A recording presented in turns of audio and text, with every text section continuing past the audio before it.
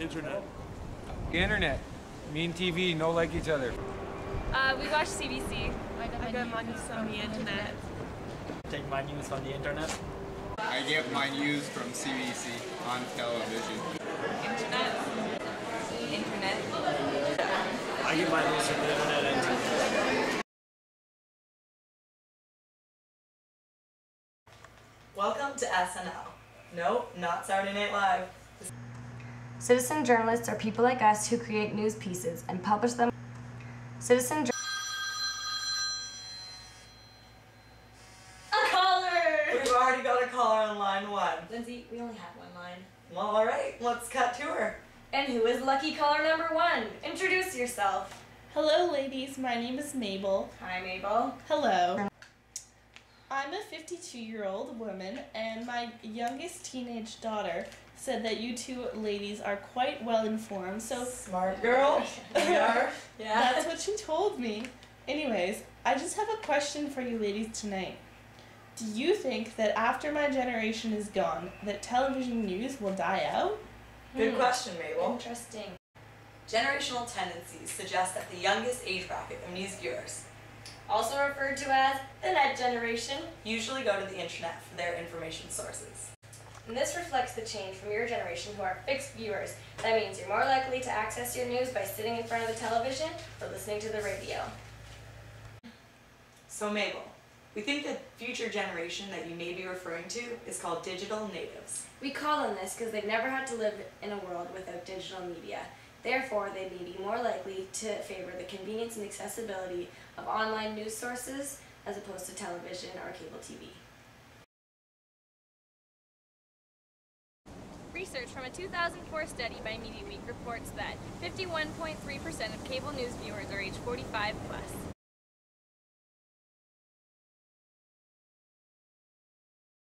We just got a video question from one of our viewers at home, and I think we have the answer. Let's hear it. I'm a 22-year-old avid news watcher. I'd love to get my news from CNN.com, but they charge. Where can I get reliable news online for free? Well, it might be your lucky day. In response to the increased desire for free content, CNN.com will now be offering free 2-minute newscasts every hour called Now in the News. This demonstrates how a traditional media empire has adapted itself to the increasing popularity of online content by using the internet to broadcast breaking news as it happens. We hope this answers your question. We want to show you a clip of a conversation we overheard earlier this week.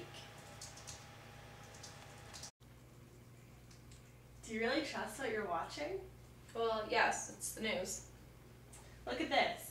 In a Nielsen study done in Australia, news seekers are becoming more critical of the legitimacy of corporate news. Half of those polled felt that websites are more likely to be funded and influenced by advertising. And here, 68% cited independent sources of news are more interesting than traditional news. Many people question the legitimacy and credibility of the news. Both traditional and non-traditional.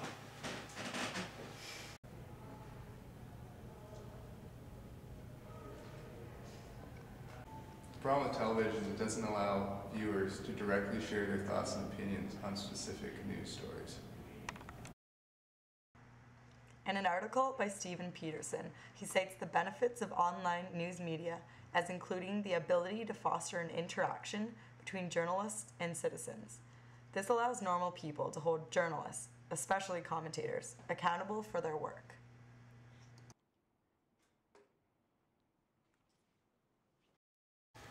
Sarah and I fall under the category of citizen journalists, but we know a lot of you out there are probably wondering what exactly that means. In response to a few emails we've received this week, I'd like to try to answer that question for you. Citizen journalists are people like us who create news pieces and publish them online using non-traditional means, such as the internet, blogs, podcasts, and chat rooms. This gives news enthusiasts access to highly uncensored but potentially biased and maybe politically incorrect news material. We make our own rules, while traditional news journalists have to follow strict guidelines and verify every fact before publishing a news story. We are our own producers, our own editors, and our own creative minds. With the power of media and new technologies, We're all citizen journalists. let's look at some examples. Somebody got Rodney Kinged at Western? Stop resisting! You're under arrest! Stop resisting! What are you talking about, guys? You guys know what? Now, one big question that Lindsay and I would still like to answer. What is the future of cable television? We found some interesting opinions from some of our fellow media bloggers. Let's hear what they have to say. While the popularity of traditional broadcast news isn't wavering, with the next generation, the medium in which it's broadcasted in will greatly affect it.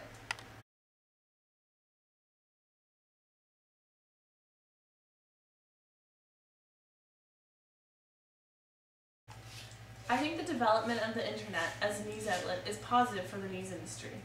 It provides an additional outlet to satisfy consumers' needs to access news from anywhere at any time.